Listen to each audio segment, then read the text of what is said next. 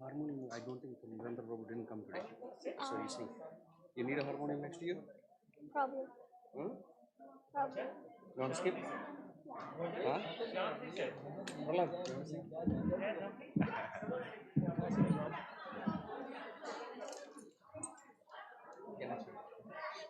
Sorry, Narendra.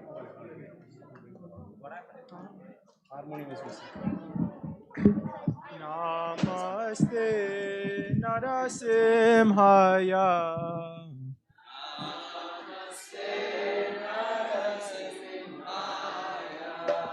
Praladala dadayine.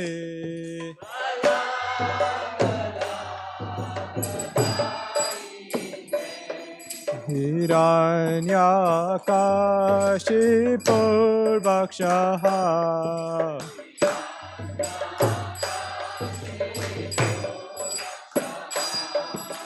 Shilatanka nakalaye.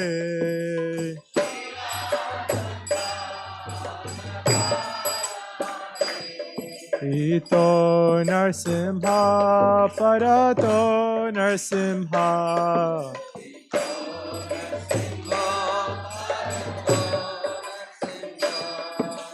Jato yato yamitato Narsimha.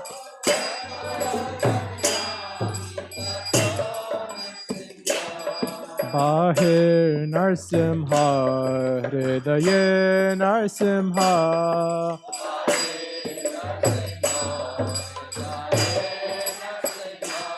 Bahir Narsimha, Hridaye Narsimha.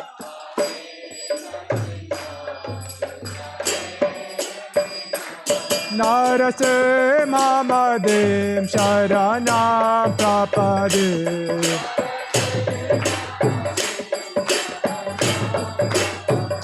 Narasimha Madim Sharanam Prapade.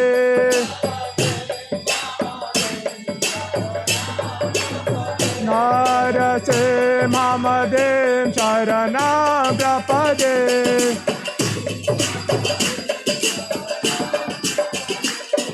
Kamalavare Naka Adbhuta Shinga Lalita Hiranyakashipu Tanubringa Keshavadita Narahari Rupa Jai Jagadisha Hare Jai Jagadisha Hare Jai Jagadisha Hare.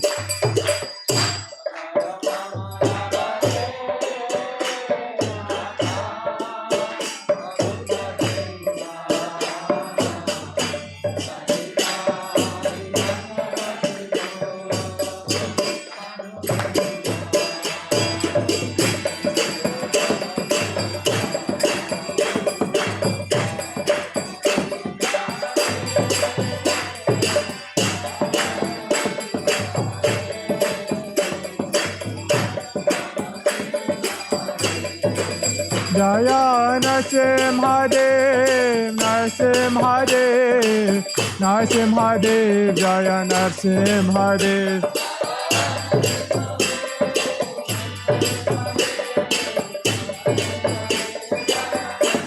Jaya Prahlad Maharaj, Prahlad Maharaj, Prahlad Maharaj, Jaya Prahlad Maharaj.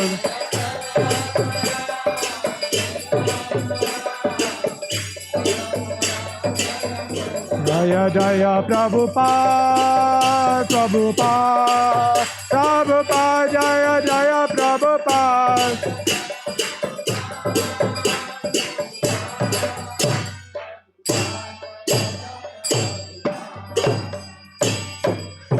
Shri Nrsimhadev Bhagavan ki, Bhaktaraj Prahlad Maharaj ki, Jai Gaura Premanande, Hari Hari Bol.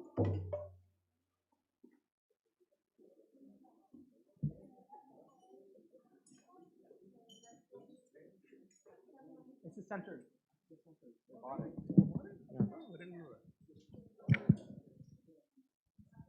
Hare Krishna, Hare Krishna, Krishna Krishna, Hare Hare, Hare Rama, Hare Rama, Rama Rama, Hare Hare. On behalf of ISKCON founder Acharya A.C. Bhaktivedanta Swami Srila Prabhupada, I would like to welcome all of you to ISKCON Naperville. Is there anyone here for the first time? Please come forward and receive a small gift from us. Thank you for coming. Thank you so very much. Hare Krishna. Please come.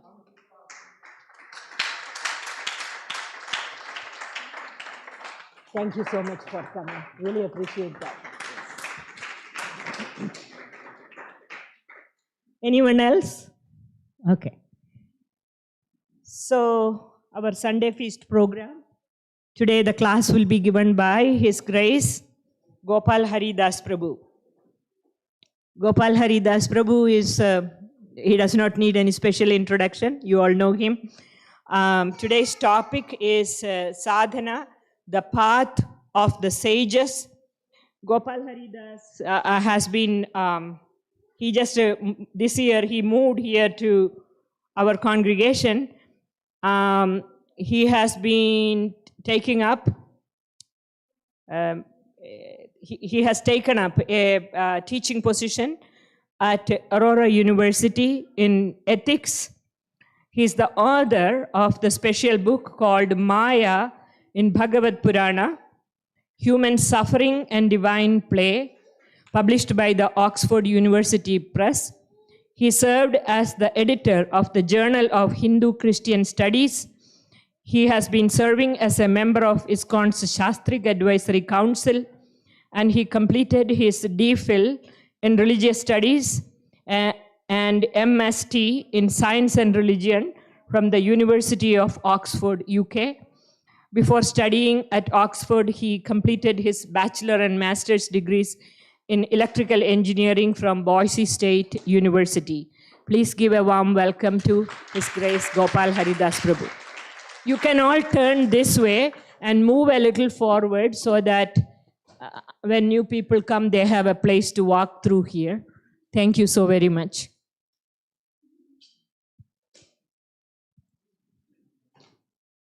Oh, you have the mic.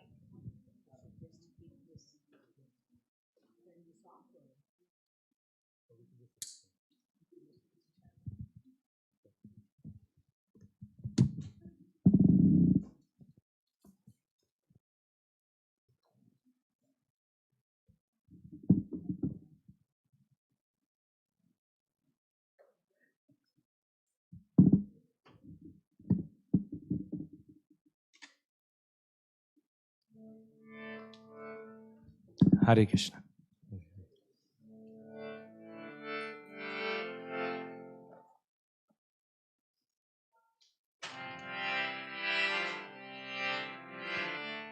So we'll just sing one very short bhajan. It's called Jai Radha Madhav. And then after that we will sing. We will discuss. Jai Radha Madhava Jaya Kunja Bihari Jaya Radha Madhava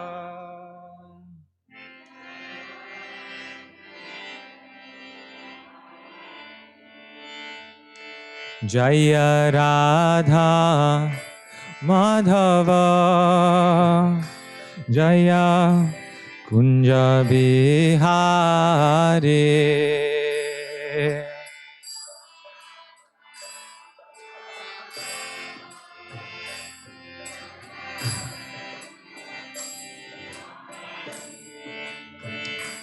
Jaya Gopi Jana Vallabha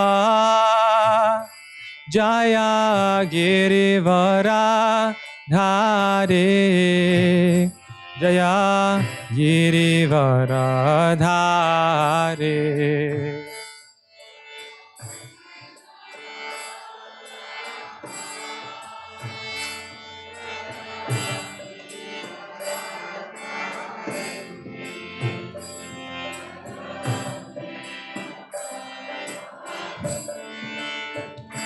Jaya Gopi Janvalabha Jaya Girivara Dhari Jaya Girivara Dhari.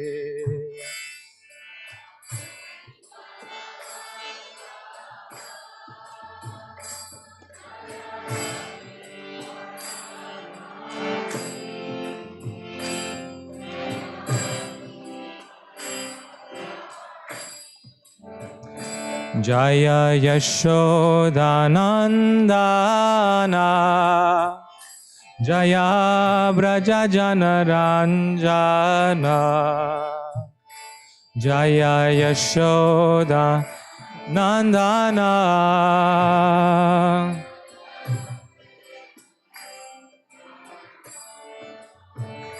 Jaya Yashodanandana Jaya Braja Janaranjana.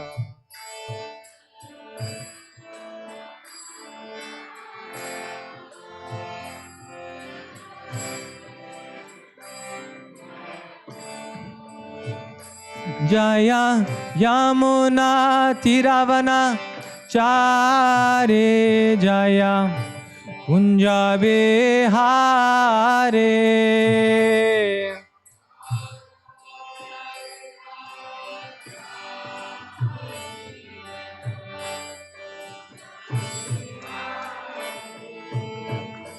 Jaya Yamuna Tiravana Chare Jaya Kunja Vihare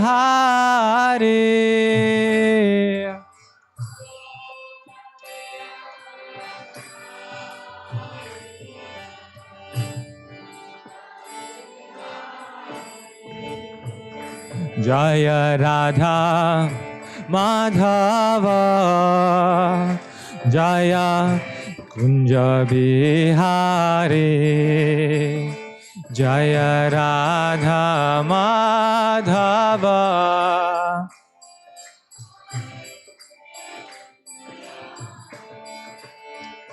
Jaya Radha Madhava Jaya Kunja Bihari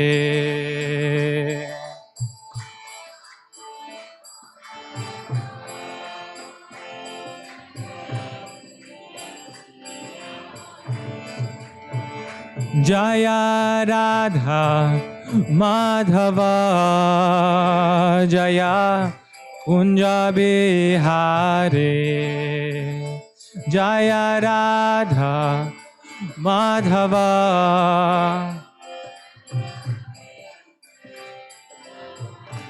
Jaya Radha Madhava Radha Madhava Radhe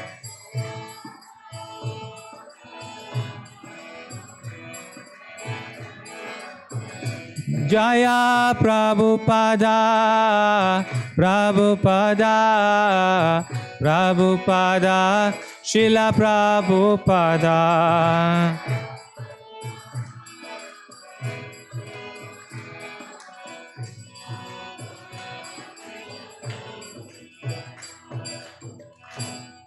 Shri Radha Madhav ki Srila Prabhupada ki Gaur Bhakta Vrinda ki.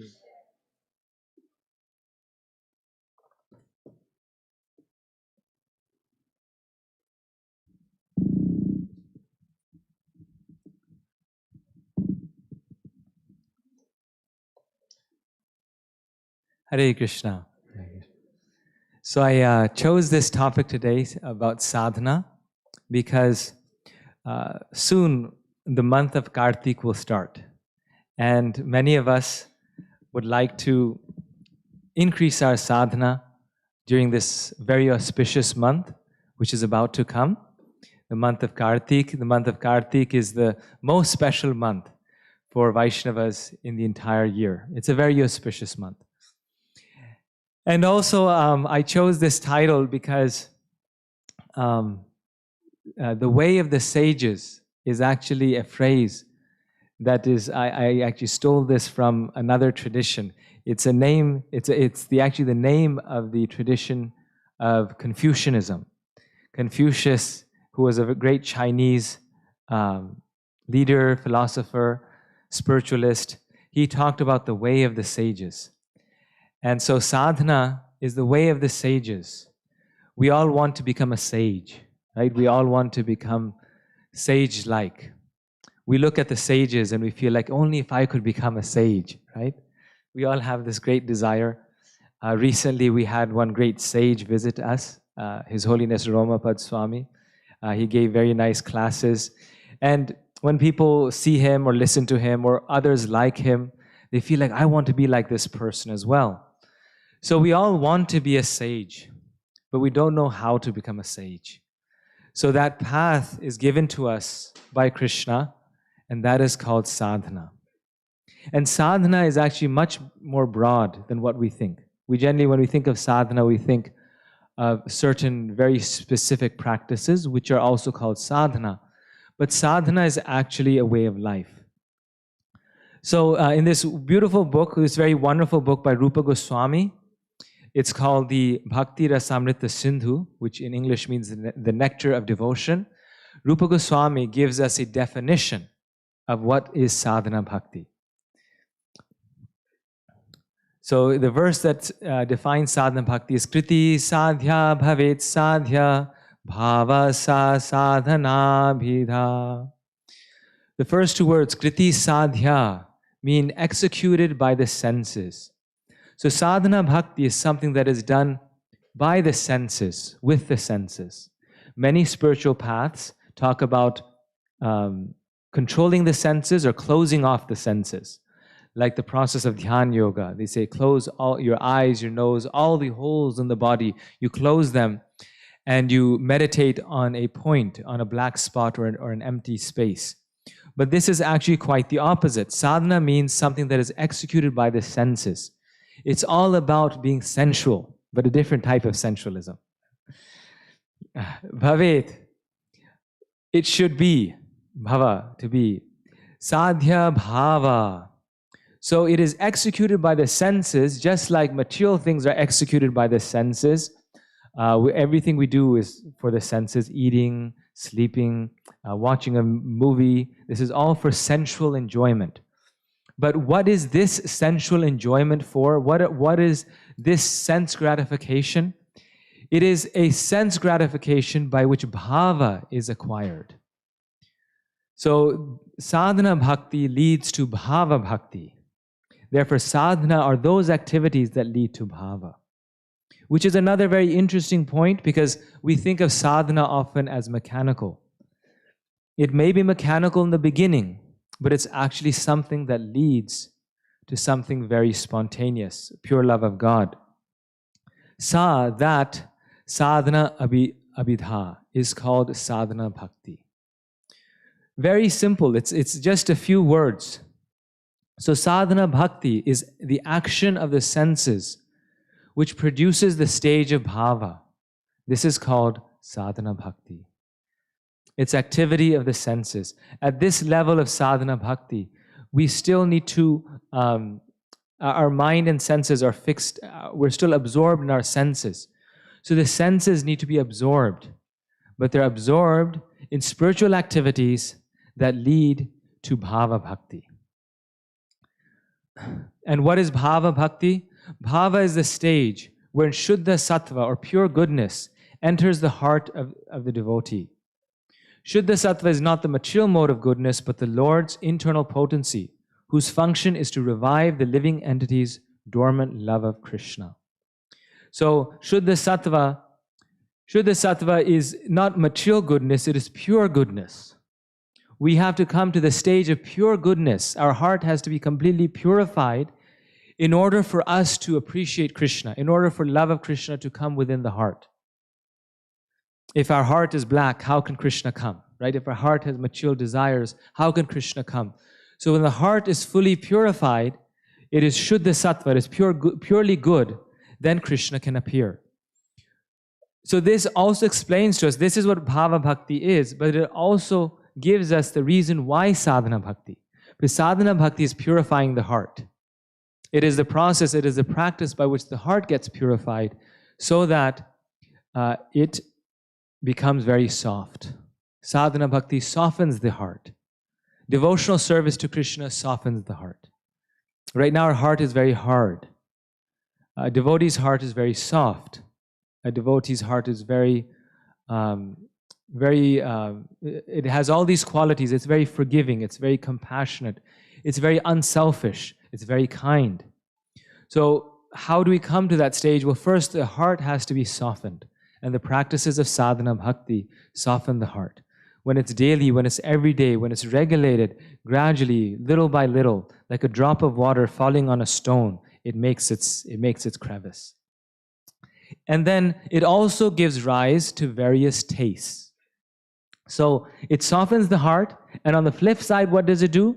When the heart is soft, then the plant of bhakti can grow, and then we get various tastes. We start to actually relish serving Krishna. So the regulated practice of sadhana bhakti becomes bhava because some tastes come within our heart. Like devotees who have been serving many years, you'll notice they really enjoy what they do. They enjoy serving Krishna. They have a natural attraction for it. And the other lower attractions, they give up. And many times they don't even realize it. Like many of us, we're chanting, and we think we have no taste for chanting. But when we don't chant one day, then we miss it. We think, oh, I'm something missing. Something is really missing. So this is the stage of the taste. We get the taste for loving Krishna. And the best example of sadhana bhakti is Narada Muni in his previous life. So I'll just begin by telling you a very short story. Narada Muni, he is the saint of bhakti. He is the saint of bhakti. In the Hindi films, they make sort of fun of him. They make a joke out of him. But you see that all the great sages, they are blessed by Narada Muni. Right? Narada Muni gave pure love of God to just about everyone in the Srimad-Bhagavatam. Prahlad Maharaj, Dhruva Maharaj, Vyasadev, Shukadev Goswami, and through him, through this line, Parikshit Maharaj, the Pandavas, Yudhishthira Maharaj, King Prachina, Bharishat, like virtually every great person there is getting this spiritual knowledge, bhakti from Narada Muni. He's a traveling spaceman. He's like eternally liberated soul, one of the most powerful sages in the three worlds. And what is Narada Muni's history? If we hear its history, it's actually a very humble beginning. And it's just like, we don't think of sages in this way, but actually he was a very, very ordinary person who became very elevated by a certain process. And that's what we find out here.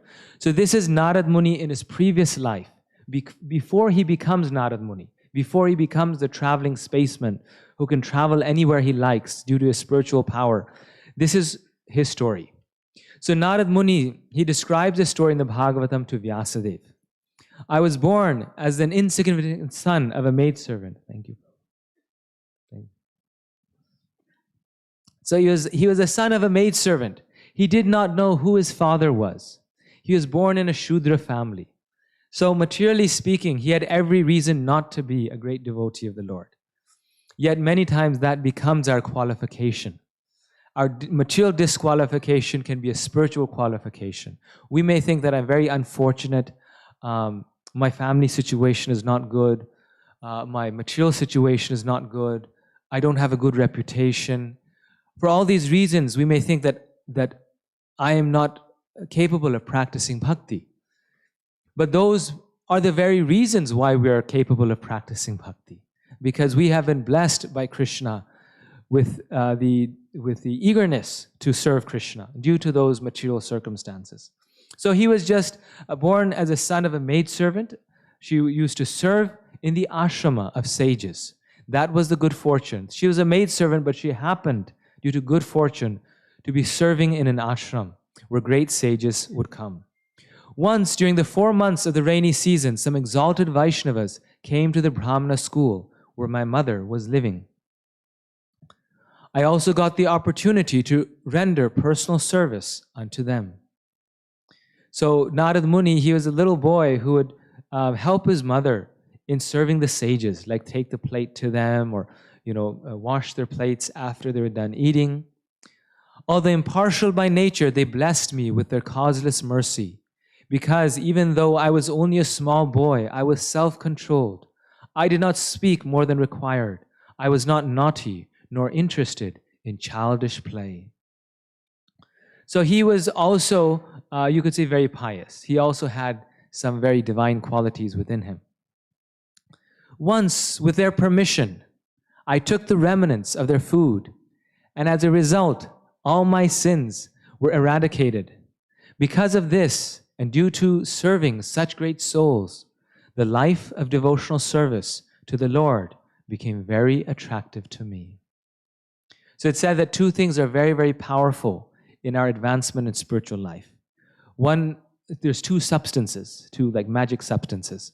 One is the remnants of the pure devotee of the Lord. So we should always be eager to have the remnants of a great devotee, which means stealing their plate after they're done eating, or ask, but he said with their permission. So we should actually ask for those remnants. And the second thing is the dust from the feet of a devotee. The dust and the food left by them are very potent because they're infused with their spiritual potency. The devotees of the Lord, they have a very great spiritual power. And anything connected with them is also infused with that spiritual strength. In their association, I heard narrations of Lord Krishna's transcendently attractive pastimes. By such regular and attentive hearing, my taste for such topics increased at every step. So after serving them, or as a result of serving them, his desire to hear increases. And this is the natural process of bhakti. When people come initially, they don't want to hear. They're not so interested in coming to the Sunday class. And of course, today you don't have such a good speaker, but generally there's very good speakers. And when they're speaking, it's very relishable, but initially there's no taste. But they have a taste to help out, right? They want to help. They help in the kitchen, downstairs, helping in cleaning, washing pots, or cleaning the grounds, or maybe helping in the construction of the temple. Like they have the interest to participate, to help. The great devotees also do these things. But the point is that in the initial stage, people are sometimes, they don't see the value in hearing, but they want to help. So initially he was serving the sages, and by serving them, but from that helping spirit, what happens? One day, the desire to hear appears. By that service, we get the desire to hear. Like so many people, they come to the temple week after week, and then one day they wonder, what are these people talking about all the time? Every Sunday there's something going on up there. Let me go and figure out what is their philosophy. They seem to be nice people. They have delicious food. And what's their philosophy? And actually there's one person like this who became a devotee where for almost a few years, he would just come for the Sunday feast. Many, many devotees like this, but one devotee in particular, he just came for the Sunday feast. And one day he said, it was driving him crazy. He was like, what are these people talking about? What do they believe in? I have to go and listen to them. And so then after 2 or 3 years of just eating Krishna Prasad, he started coming to the classes and then attending the kirtans, and then he became a devotee. So Narada Muni's taste for hearing increased. By hearing such topics, his taste increased even more. And then, when this transcendental taste became very strong, my attention became fully fixed on hearing about the Supreme Personality of Godhead. So sadhana begins with hearing, right? Hearing and chanting. As a result, the modes of passion and ignorance vanished from my heart, and I realized myself to be different from the gross and subtle bodies. I loved those pure devotees greatly, and with very gentle behavior, I strictly followed their instructions. So, two things here happened. One is that he lost attachment for material things. And that's the higher taste, right? When we get a spiritual taste, when we start to enjoy spiritual things, we start to lose our taste for material things. And this actually comes quite quickly. We start to realize that, what's all this whole material phantasmagoria, like Prabhupada says, that I'm in. And we start to get a taste for spiritual things. And secondly, side by side, he started to develop a great affection, a great love for the devotees of the Lord. The Bhagavatam has this very beautiful verse that says that we all have a nature, we all have the nature to love. We want to become attached. We want to become very attached. So we can very easily overcome material attachments if we become attached to the devotees of the Lord. If we start loving them, then our love for our material love starts to reduce. Our material attachments start to reduce. So it becomes a very natural process. It's not an unnatural process. So he develops this natural, great attachment and attraction to the devotees. These pure Paramahansas, devotees of the Lord, which they're very easy to love. These devotees, they're so nice, right? They're just so, like Srila Prabhupada, people were just attracted to him. People just wanted to be with him. People were just, he was just the most wonderful person to be with. A devotee has that nature because they're not, you could say, encumbered by the modes of nature, like passion and ignorance. So, they're not like ordinary persons. Sometimes they're happy, sometimes they're unhappy, sometimes they're grumpy, sometimes they're in a really bad mood, and sometimes they're like angry. But the devotees of the Lord, they don't have these modes in them. And this is one quality about Prabhupada. People said that he would get angry, and then the next moment he was fine. Like he would be angry only to correct someone or to make sure they don't make that mistake. But he would never keep a grudge. In a moment, he would be just a normal person. This is something actually we can meditate upon, is not keeping grudges. The devotee is always ready to forgive immediately. One place Prabhupada says that forgiveness is actually the main quality of a devotee, the central quality of a devotee. So Prabhupada was like this. He was just, so much above the modes of nature. So Narada Muni develops a deep attachment, a deep attraction for these great devotees. When they were about to depart, these great sages, they instructed me in bhakti yoga. So the sages also started to notice that this young boy is special. And so before they left, they gave him this spiritual knowledge. And they infused him with this spiritual knowledge. They uplifted him, enlightened him with this spiritual knowledge. One day, while going out to milk a cow, my mother was bitten by a serpent and died. So imagine Narada Muni, in terms of his material life, he didn't know who his father is. He didn't have any other family. The only person he had was his mother. And Krishna took his mother away. There was a snake bite that happened, and then Narada Muni was supposed to be very distraught. He was supposed to be completely, you could say, heartbroken. But he says, I took this as a Lord's special mercy. He takes it as a Lord's special mercy to make him completely, you could say, dependent upon the Lord.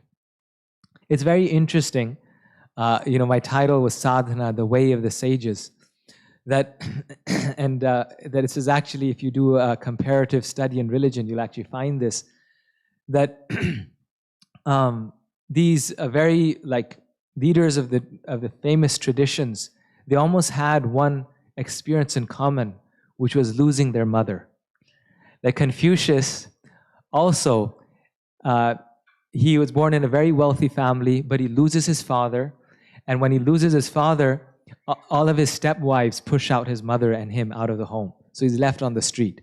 And Confucius was only left with him and his mother. And they're struggling and working very hard, very poor family. And then he was just leading a normal life. It was like he was living for his mother and his mother was living for him, and they're somehow surviving in this world. And then what happens? His mother dies. And when his mother dies, then he's left in the world alone. And he's so distraught, he actually writes, he wants to commit suicide. But then he decides to start traveling. He says, okay, let me just travel. And he travels and he travels. And as he travels around China, he starts to observe that there's so much suffering. And then he says, okay, the mission of my life is to teach harmony and overcome suffering. So he his spiritual quest actually begins after he loses his mother. In the same way, Buddha loses his mother at a very young age. And that becomes a very powerful impression in his life. He's a prince, he has all the wealth in the world, but his spiritual journey begins at that point. And Srila Prabhupada also, he lost his mother at a young age. So it does bring about, the idea is not that, well, to be self-realized, we have to go through this experience. That's not the point at all. But the point is that it does bring about a spiritual search in people, right? When a very close connection is lost, then a person tries to replace that. And that replacement can only be found in spiritual life, in Krishna, right? That great loss is only fulfilled in place of Krishna. So then Narada Muni immediately departs, like Confucius, right? He starts traveling. Even though I had no experience of foreign lands, I immediately left home and started for the north. After passing numerous cities, towns, villages, farms, forests, mountains, and valleys, I entered a densely dark jungle with snakes, owls, and jackals.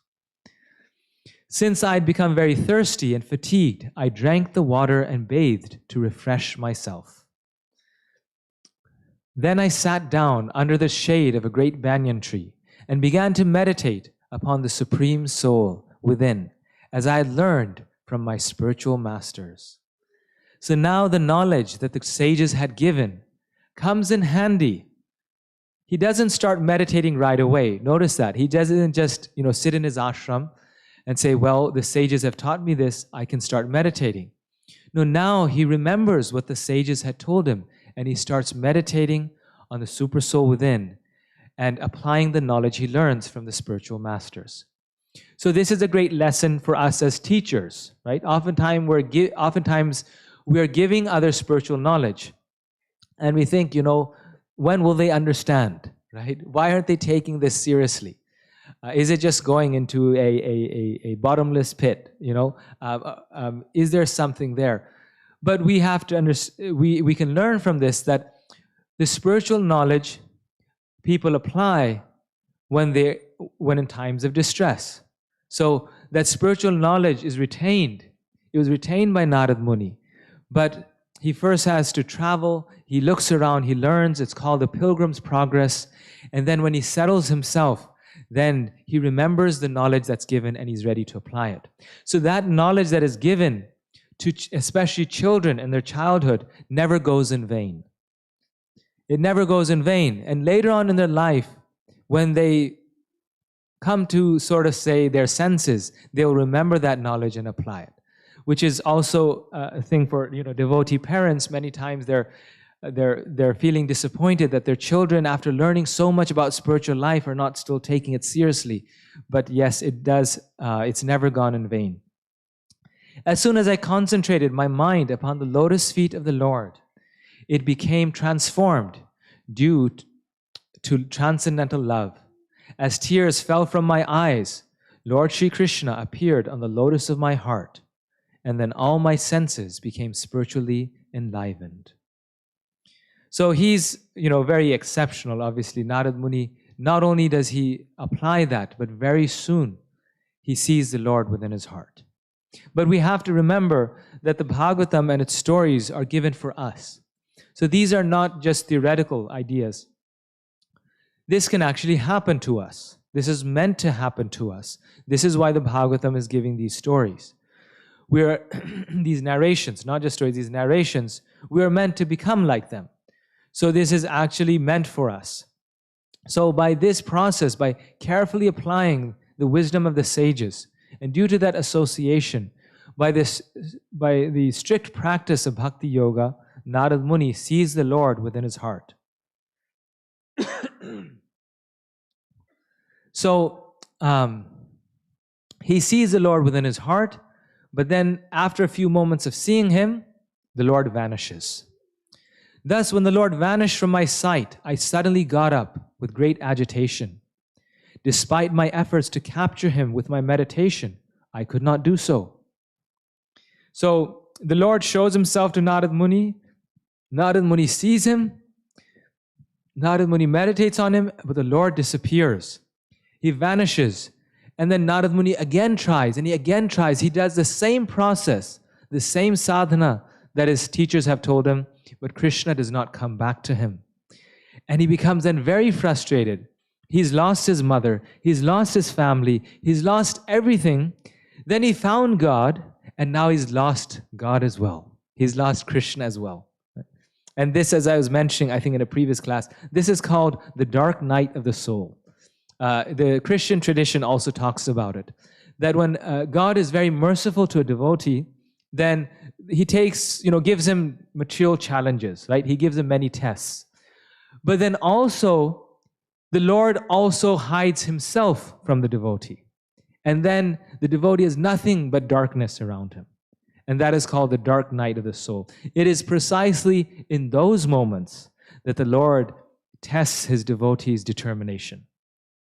Because if the devotee loses everything but has Krishna, then okay, he has Krishna. He feels Krishna's presence, Krishna is there. So okay, I lost everything, but see, Krishna gave himself to me. And so therefore, see, I did very well.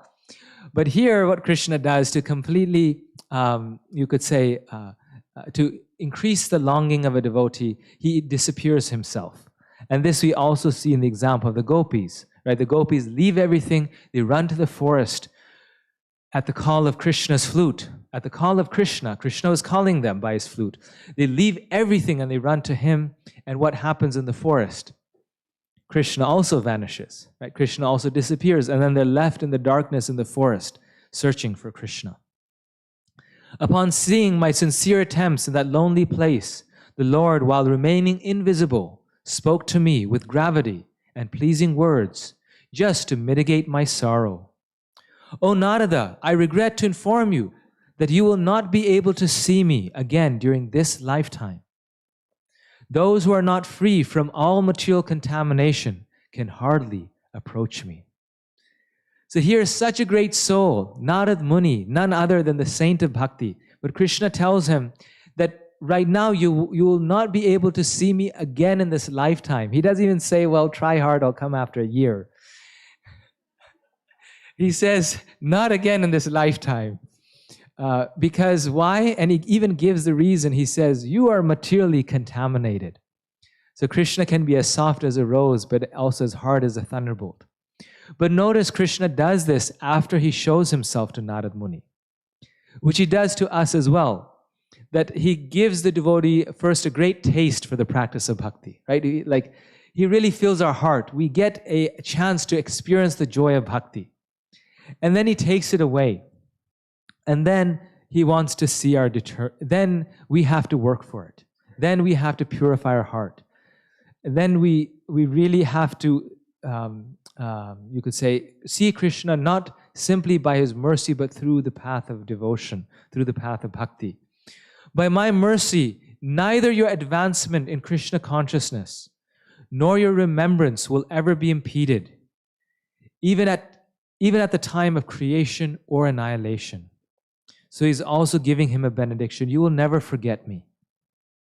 Then the Supreme Authority, personified by sound and unseen by the eyes, but most wonderful, stopped speaking. So he stops speaking, Krishna disappears, and Narada Muni is left again in the forest. Thus I began chanting the holy name and fame of the Lord by repeated recitation, ignoring all the formalities of the material world. So doing, I traveled all over the earth, fully satisfied, humble, and unenvious. So Narada Muni then you can see Krishna's process works, right? So after Krishna disappears, he says that he becomes completely absorbed in chanting the holy names of Krishna, glorifying the Lord, and traveling unimpeded all over the world, simply to satisfy Lord Krishna, fully satisfied, humble, and unenvious. So this is the great longing of a devotee. The devotee then lives only for Krishna, lives only to please Krishna, and has no other business other than Krishna. In due course of time, I met with death. Thereafter, I appeared as one of Lord Brahma's sons. So this is Prabhupada describes like darkness and lightning appearing at the same time. He dies, and at the same time, he regains his spiritual body, his spiritual form. So he regains his spiritual form, which is as a traveling sage who appears as a son of Brahma. And this is eternally, or at least for the rest of Brahma's lifetime, this is what he does. Since then, I have been traveling constantly, singing the transcendental message of the Lord, vibrating this instrument called a veena, which is charged with transcendental sound, and which was given to me by Lord Krishna. So Krishna personally gives him his instrument, and Narada Muni, showing the example for all of us, is continuously glorifying and chanting the names of Krishna, the Supreme Lord Krishna, whose glories and activities are pleasing to hear, at once appears on the seat of my heart, as if called for, as soon as I begin to chant his holy activities. So this is also, he's telling us what the goal is. He's telling us how, as soon as he chants, Krishna appears on the seat of his heart. Krishna and Krishna's name are non-different. And here he is, the traveling spaceman, traveling all over the world, glorifying Lord Krishna's holy names. Shri Narada Muni ki! Yes. So his life is the perfect example of sadhana. He is the living embodiment of this process of sadhana that Srila Prabhupada gave us. And the process of sadhana is the way of the sages. Why is that the case? Why particularly that? Because the process of sadhana is not actually written in the scriptures. If you find, nowhere in the scriptures will you find that we are supposed to chant 16 rounds every day. The instruction is there that we should chant. We should glorify the name of the Lord. But the specific number of 16 rounds or 64 rounds is not written there anywhere in the scriptures, at least not to my knowledge. I mean, I've asked other devotees also. They've never been able to bring up a reference. Or that we should, say the Sansaradava prayers and then the Nrsimha prayers and then Tulsi Arati in that order. It's not written there. Because this is the path of sadhana, is the path that the sages have done, like Narada Muni.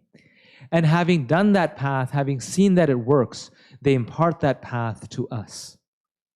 And this is why we can reach Krishna by the help of the scriptures, but ultimately only by the path of the sages. By Mahajana Yena Gatha Sapantha, the Bhagavatam says, that by following the path of the sages, the Mahajans, we reach Krishna.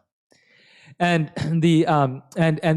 Krishna, and this is bona fide because Krishna also says in the Bhagavatam that the secrets of spiritual life are hidden in the hearts of the sages. Right? So they're actually the ones who know it. And Krishna purposely doesn't give it to us in the scriptures because that is the monopoly of the sages. You see? That is because he wants us to go to the sages. Otherwise, we could reach God just by reading a book. But that's not his process. Krishna consciousness is a very personal process. In every tradition, it's a very personal process. It's imbibed, it's received through the relationship between the devotee and the aspiring devotee. So Srila Prabhupada has given us, and Rupa Goswami and Narada Muni, this whole tradition has given us 5 items of sadhana, which are the most potent items. And these items are specifically mentioned as the most important items of sadhana, and there's many items. So it doesn't stop with these 5, but these are the most important because these 5 awaken bhava in a devotee. And remember, what was the definition of sadhana from the beginning that we talked about? How is sadhana defined? Executing the engagement of the senses. That's the first part. Well, yes, the engagement of the senses that leads to the start of bhava, right? So the goal of sadhana is to lead us to bhava. And so because these 5 things lead us to bhava, therefore they are the 5 most potent items of sadhana. And these, all 5, they involve our senses. So the first one is worshiping the deity with great devotion. So therefore we have the deity here. Do I have until 6:30? I thought I had 6:30. Oh, I'm so sorry. I thought I had until 6. I'm so confused. I am really sorry. Can I have 5 more minutes and then end, or is it 2 minutes? Okay. Well, this is perfect actually. These are the 5 most potent items of bhava. So of sadhana. So worshipping the deity with great devotion. Okay. So worshipping the deity with great devotion, right? By worshipping the deity, we get a natural attraction to serving Krishna. And this is why we have deity worship here in the temple. This is why it's so wonderful to do this. Then, reading of Srimad-Bhagavatam. Every morning, one of the very important parts of sadhana bhakti is reading of the Srimad-Bhagavatam. We have morning Bhagavatam class every day from the temple. It's on Zoom. Anyone wanting to join can speak to Lingaraj Prabhu. And then we have chanting of the holy names of Krishna, right? This is something that we do every single day, every morning. We want to chant the holy names of Krishna, 16 rounds if we can come to on the beads, and also in singing. Both forms are very, very important. The congregational chanting of the holy names and also on the beads. And then we have, so this is kirtan, and then residing in the holy place. So someone may say, I can do all 4 of these things, worshiping the deity, chanting, reading of Bhagavatam, and, we're still getting to that one. Association, I can do those at home. So why should I come to the temple? Because the temple is the holy place of the Lord. And residing in the holy place gives us the special mercy. It's very potent. It's a very potent item to bring about devotional service.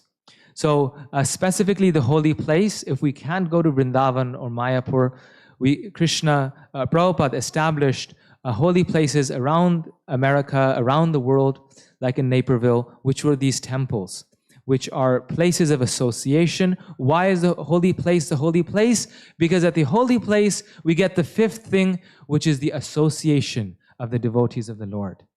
If we associate with the devotees of the Lord, then that association is part of our sadhana. Very quickly, we will get love for Krishna.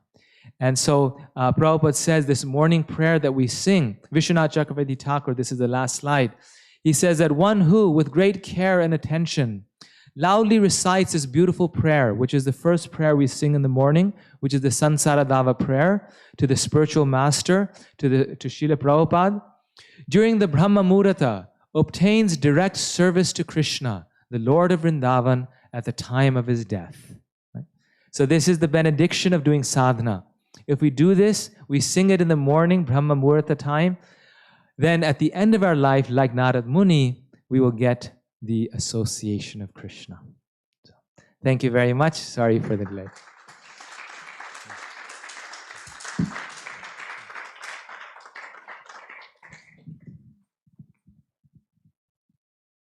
Sorry for not giving 5 minutes. We are very strict these days. 45 minutes, that's it.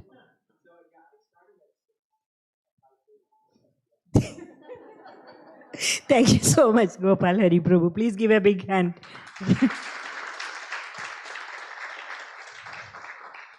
Today's announcement is very short too. We have the Sunday Feast sponsorship by His Grace Ram Das Prabhu. Is he here? Ram Das Prabhu, who coordinates the Sunday Feast. He is seeking the blessings of all the devotees, your prayers and blessings. So please chant after me. Hare Krishna, Hare Krishna, Krishna Krishna, Hare Hare, Hare Rama, Hare Rama, Rama Rama, Hare Hare. One quick thing, I don't see Shyam Prabhu here. You can see the temple is going up. Construction is going steady as we, by Krishna's mercy. So anybody want to support this effort, this is your opportunity. So please contact Shyam Prabhu or the reception desk out there. Once again, a quick reminder about wearing mask. Anyone who is coming inside the temple and spending time here, please wear mask. If 1 or 2 of you don't wear mask, others feel like, why are you allowing some people not to wear mask? It is for the well-being of all the people. So I humbly request everybody to wear mask when you are inside. Outside, that's another story. You can choose what you want to do. Thank you again. I don't know where prasadam is getting served, outside or inside? Outside, yes. Prasadam is served, please. Thank you.